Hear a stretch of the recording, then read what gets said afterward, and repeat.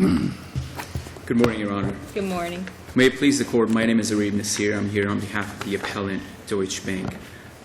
As Your Honor, You're on the wrong side. The other two cases were on that side. I understand, but previously I've seen it reversed, so. As has been specified in the briefs that have been filed in this action, that this appeal arises out of a trial, a bench trial that took place. Your Honor, our position is essentially that the ruling of the court and the manner in which the trial was conducted essentially deprived the appellant or the plaintiff in the lower court to fully present their case. The main issue is a breach letter that the plaintiff is required to send under the mortgage to the defendant in the instance of default. That was the main issue, which was excluded by the trial judge, based on which was the trial judge's understanding that the outside party who did the mailing for the plaintiff, which they do in thousands and thousands of cases, or thousands and thousands of defaults, was not there to testify. Hence, it was hearsay, hence it was excluded, hence the case was dismissed. We believe this was an incorrect ruling. And the reason for that is basically laid out in cases throughout the state of Florida, including the third DCA right here, Your Honor. There's a number of cases that, first of all, lend great deal of credibility to routine practice, which is the case here. The situation is, Your Honor, the servicer of the bank, which is AHMSI, short for American Home Mortgage, contracts with an outside party where AHMSI collects all the information based on their regular course of business activity, information collected in that, compiled together, and in the event of default is forwarded to the outside party to print out the letter and mail it. At the end of that process, AHMSI, the servicer, gets the letter back with a stamp on it, with a U.S. Postal Code stamp on it, a bar number, which also basically says that the postage was paid.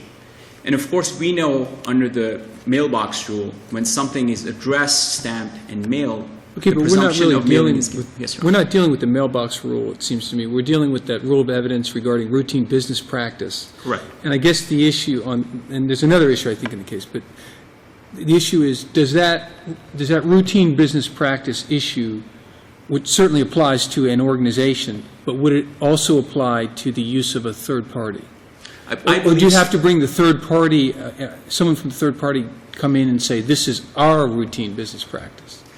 I believe it does, Your Honor, but given the circumstances, given the facts of this case, here's the situation. All the information that the third party sends out is actually compiled in the regular course of business activity of the servicer, AHMSI here, the plaintiff in this matter, Your Honor. The information contained therein is compiled by AHMSI. The default, the payments, the credits, and all that information is compiled in regular course of business activity by AHMSI. The sending of that information to the third party is done by AHMSI. And AHMSI provides the name of the borrower, provides the address of the borrower. Provides the name, address, the accounting information as to what the default is, when the default occurred, what is the amount that is required to make the mortgage current. Here's the address, send it out. Basically, they're the ones who mail the letter out. Now, and of course, there's a Except case that they're having an agent mail it out. There's an agent that then mails the it. agent sends back an indication, yes, we have mailed this out. Which becomes the business record of AHMSI again, Your Honor, as you pointed out. When that letter comes back to AHMSI, it has a postage on it. It has the stamp of the U.S. Postal Service. And that becomes a business record of AHMSI again. Counsel, hence, AHMSI's testimony would be sufficient. Let me ask you a question. During trial, did your client ask the trial court to allow you an opportunity to continue the case to bring someone from the actual third party who mails the information? Well, Your Honor, that did not happen, and there are two reasons for that. Firstly, Your Honor, stepping back a little bit, my understanding is counsel for the defendant had requested a continuance in the beginning of the trial, and the judge had denied that. So I don't think there was that atmosphere where you could request another continuance with the judge who seemed to be, No, that won't do it. I'm sorry. I understand. Okay, what's the other reason for The it? other reason, Your Honor, is that we believe that the witness who appeared at trial to testify had the grounds to testify as to the breach letter. Well, you're just saying that she was wrong, but she had so ruled, and obviously the remedy would have been to, if that's what she thinks. Right. You think you're wrong, but the trial judge is the trial judge. Correct. So you move for a continuance and get the person from the other company in, Right. Well, Your Honor, and then you win the case. Your Honor, the answer to that question really is in the transcript of the trial, Okay. which shows very clearly how this case ended. It was a Okay. very abrupt end where my client did not have an opportunity to explain Say anything anything. whatsoever. Yeah, for And it's- example, counsel, you never rested your case. Right. You never said, we're now finished. But in that- And by the way, no one ever moved for a directed verdict. That's correct, Your Honor. And another I think in the middle of the examination of the first witness, the judge said, you know what? I'm throwing this case out. that's precisely the point. Without a motion, without anyone resting. By the way, in your pretrial catalog, did you list other witnesses? Your Honor, they were the witness list was filed in compliance with the trial order, which contained other witnesses as well. Did you list the borrower? The borrower, I believe, was listed on that. I mean, if list. the borrower testified and said, I received the letter, this whole argument, we wouldn't be here. I absolutely agree, Your Honor. And another thing that I would point out And as it was dismissed, did you object when it was dismissed with prejudice? I mean, it seems a little harsh that it was dismissed with prejudice, but was there an objection made? Your Honor, I'll go back to how I responded to Judge Schwartz earlier. The answer to that question, again, is in the transcript, how the case ended. Just to backtrack a little bit and refresh this Court's memory as well. First answer the question, and then you may explain the answer. Okay. In the usual case. Okay, Your Honor. I will. The question is, did you do that? No, Judge, that was not. There's And a yes and no answer And to the that. reason was, And the reason, Your Honor, was that the case, my client was testifying on direct. Counsel made an objection when we got to the breach letter. Actually, even before that, Your Honor. Judge, when she's hearing testimony as to the breach letter, says, okay, I know what a breach letter is, let's move on. So the trial counsel for the plaintiff moves on as the court directs her to. She moves on, and in the middle of the testimony, as they go further, a thought occurs to trial judge, and the trial judge says, I'll allow you to voir dire, which I believe is questionable as well, but I guess, we're moving on to other issues. Counsel voir dires the witness, and in the middle of that voir dire, judge abruptly dismisses the case upon hearing that there's another party who sends out. There was no room for objection. Without allowing you to finish your case. Without allowing us to finish a case, without allowing us to present. And you're in your case in chief, correct? That's correct, Your Honor. and this is looking at it in the best light for the trial judge, this is a conditioned proceeding. It is a condition proceeding. And if you don't follow a conditioned proceeding, you don't dismiss the case with prejudice, you give them a chance, you give the plaintiff a chance to establish a conditioned proceeding. I agree, Your Honor. One, we weren't given the chance. Two, we believe we had the evidence to show condition proceeding. So I believe the trial court missed the mark on both of those issues when it comes to that. This was a case caused by, what is it? MFO. Sorry? Mortgage foreclosure overload. That's a possibility, Your Honor. I know this Enough of the mortgage foreclosure. I believe this is the third or fourth Deutsche Bank case on the court's docket today. So Yes, but like I said, you're on the wrong side. I understand. So, Judge, for these reasons, we believe that the Perhaps we should rule against you because Deutsche is causing us too much trouble. Your Honor, Every case is Deutsche. I mean, please. I understand. Enough. Perhaps they should do something about their portfolio and resell it. Mr. Nasir, we'll give you some additional time for rebuttal, but let's hear from your Certainly. opposing counsel. Thank you. Appreciate it. Good morning, Your Honors. Good May it morning. please the Court. Mr. Flavel, Flavel, yes, Your Honor. let me ask you, how is it appropriate for the trial court to dismiss a case with prejudice in the middle of someone's case in chief? Your Honor, it is appropriate because the trial court. It's a trial, correct? It's not It's a a motion trial. calendar, it's not a special set, It it's is a trial. It is a trial. It was set for trial. Right. We had requested a continuance. It's a bench The trial? bank had a bench trial. The bank had vehemently opposed the continuance, and they announced they were ready for trial. Problem is that the bank showed up a day late and $1 short. They showed up expecting to get an uncontested trial. Oh, but again, how did they show up a day late, $1 short, when they weren't allowed to present their full case? I mean, I understand that if they were allowed to present all their witnesses and they rested, and then you move for a directed verdict and say, Judge, you know, they didn't prove their condition precedent, and then you make your argument, and then she grants it, then I say, well, maybe, you know, she didn't abuse her discretion. She made that ruling, and she made a finding that they didn't meet that. But I have a difficult time with, as a due process issue, when a plaintiff is not allowed to proceed, and it's not a sanction, or it's nothing that they did that was improper that warranted it, where they're not allowed to rest their case in chief. I mean, you have to be allowed to present your case in order to how did the trial court not abuse her discretion in this case when she didn't hear all the case?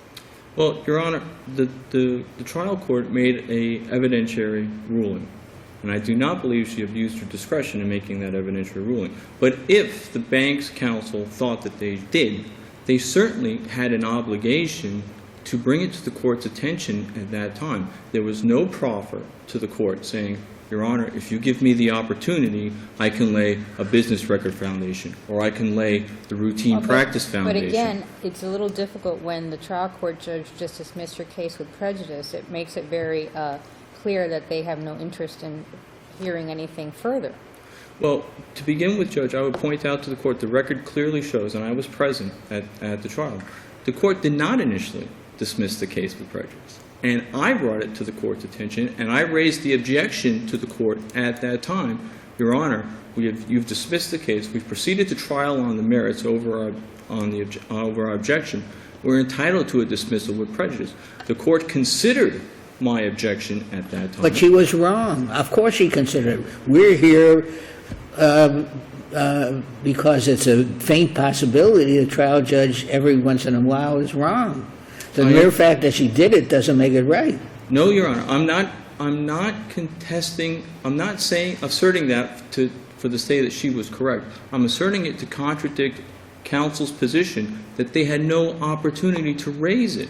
And certainly in the very cases they cited, Your I Honor. understand It's not preserving error. If the judge says, I am ruling against you, I'm throwing your case out of court, you don't have to object, do you?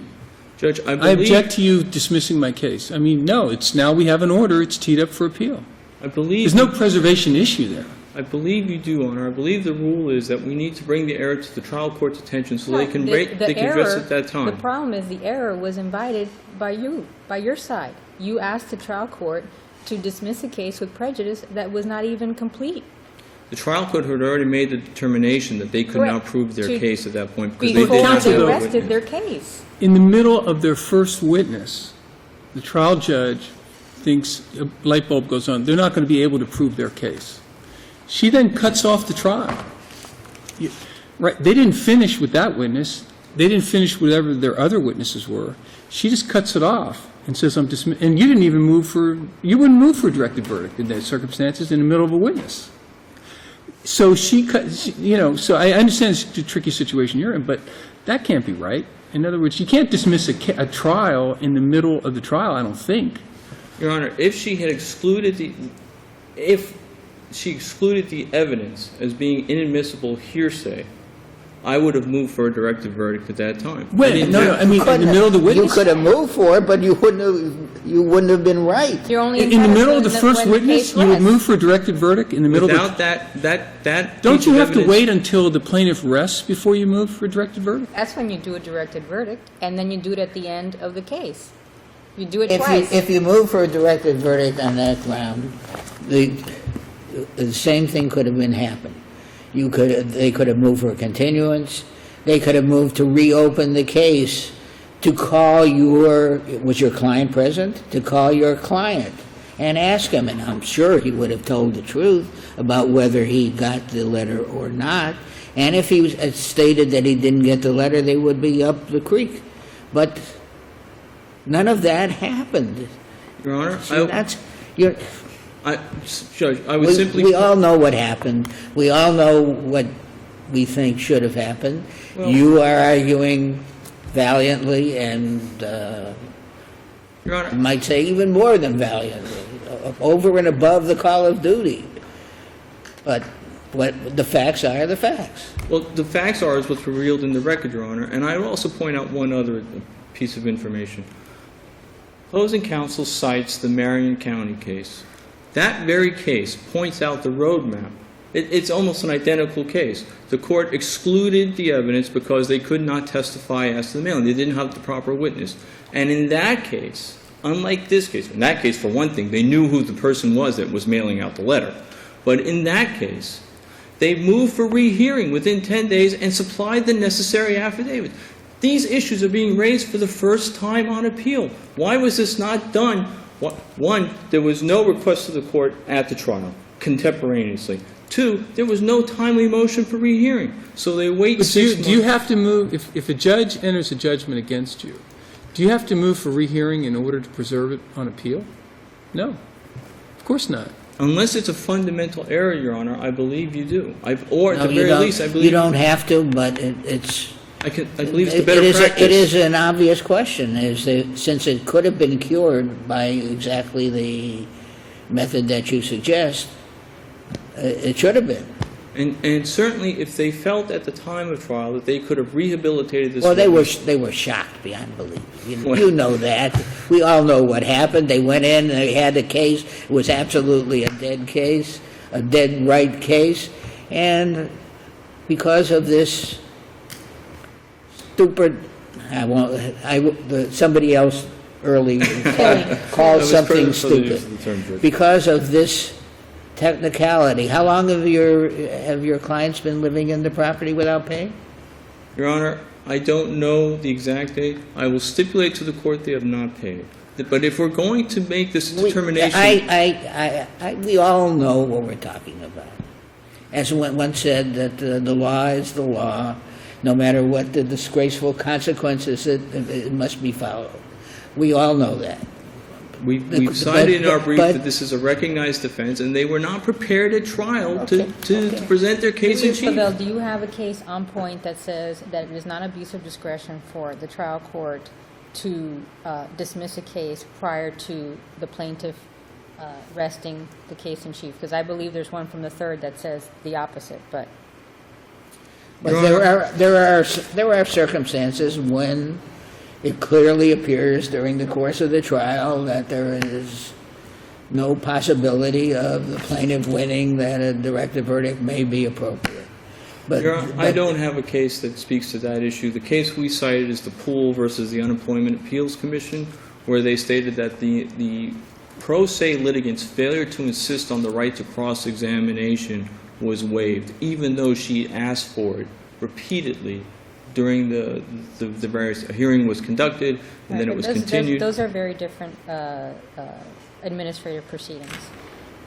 All right, and in conclusion, In conclusion, Your Honor, that you would like us to affirm? affirm. Yes, Your All right, Honor. thank you, Mr. Thank Pavel. you. would you like to repeat that again? It's not often that I get to come before this court and ask me to affirm the lower court's ruling. It would be nice for a change. Well, you did a fine job. Thank you, Judge. That's a great compliment coming from you. Mr. Nasir, would This you is like- not to suggest that Deutsche Bank's counsel did not do a fine job. Thank you, Your Honor. Appreciate that, too. And with those remarks and a quarter, you used to be able to make a phone call. Your Honor, to the objections, going back to that issue, and earlier when you asked me the question, I answered yes and no. The yes part was, Your Honor, there were certain objections that were made by counsel, plaintiff's trial counsel at the point. The objection was made when counsel initiated his voir dire. There was an objection made by plaintiff's counsel as to mischaracterization of what was said earlier. Court responded by saying, the witness can correct her. Did not allow anything further. On another question, the same thing happened again. and then we know abruptly the case ended.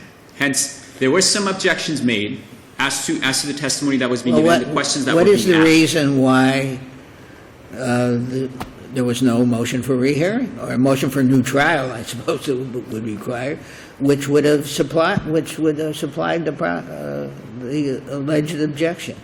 Well, You were just going to, the idea is to win, not to win on appeal.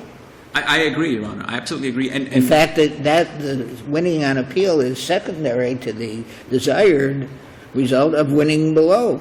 absolutely, Judge, my client would have much preferred if this So had been why resolved at didn't you trial. file a motion for rehearing with an affidavit of whoever was at the whatever, Right. the mailing entity, Oh. and obviate all of this? I agree, Your Honor. However, Judge, we believe If you agree, then you haven't satisfied your burden of showing